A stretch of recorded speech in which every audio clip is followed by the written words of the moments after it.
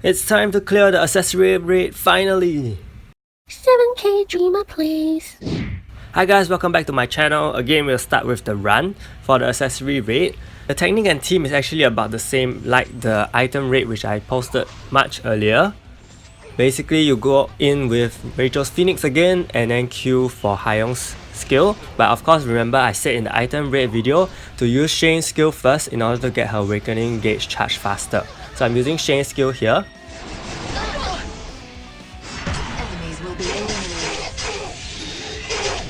Followed by Hyung's skill later, and you'll see here that when Pascal actually counters Shane actually gets an Awakening gauge increase. So that's actually a benefit for you. So once Hyung casts her buff on Shane, you can let Shane transform. Do note that Demon Pascal's cooldown is pretty fast, so you may not be able to chain your attacks very smoothly. Okay, his cooldown is really very short for most of his skills, and almost sometimes it's back to back.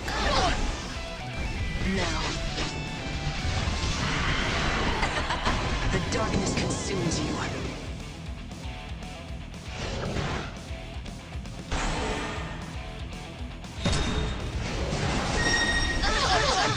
Let me hear. But nonetheless, Shane does a good amount of damage over here for the level 7 raid, and it is actually the most efficient team so far I've tested is using this. I've also tested Platine, but there's some players who say that Platine actually doesn't work for the boss, so I'm not too sure. I mean, after all, Platine did not work for World Boss in the past, so he probably doesn't work as well here. But what I can say is that when I'm using Platine, my damage output is much lower. So that's why I'm using the Eileen team here, and I think it is much more efficient and also very time saving. So the same strategy applies. Once Shane uses up all the Hyung buffs, you need to recast the buff and let Shane do her thing as usual.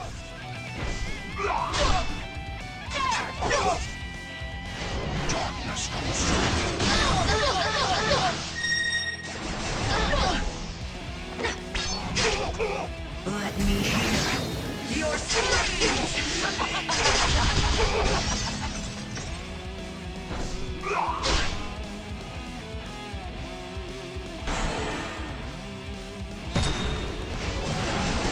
Of course, again, if you're not very well geared over here, you may actually suffer a lot of damage. Okay, so heal up when you need to. Sometimes I'm just healing for fun because I don't want to wait for Shane's cooldown and there's nothing I can do. Maybe I'm wasting time, I don't know.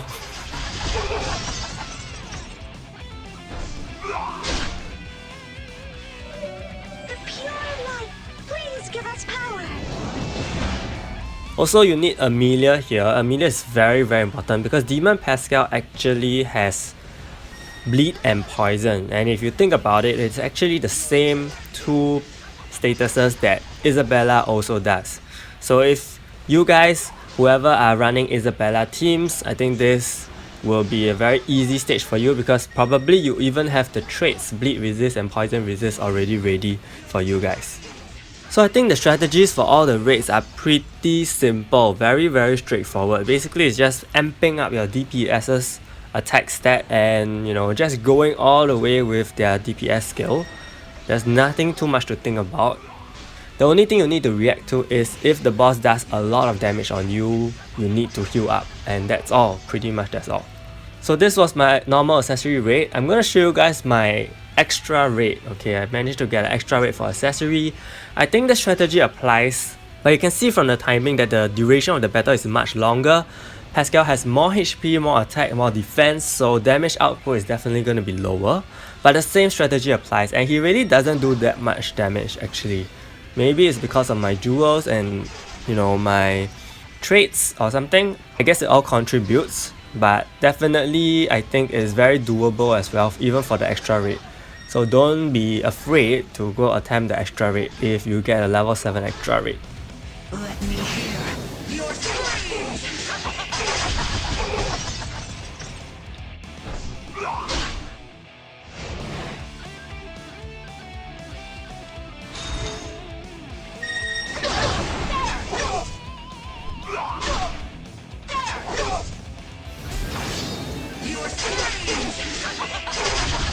So it's definitely gonna be more time consuming because he doesn't take a lot of damage.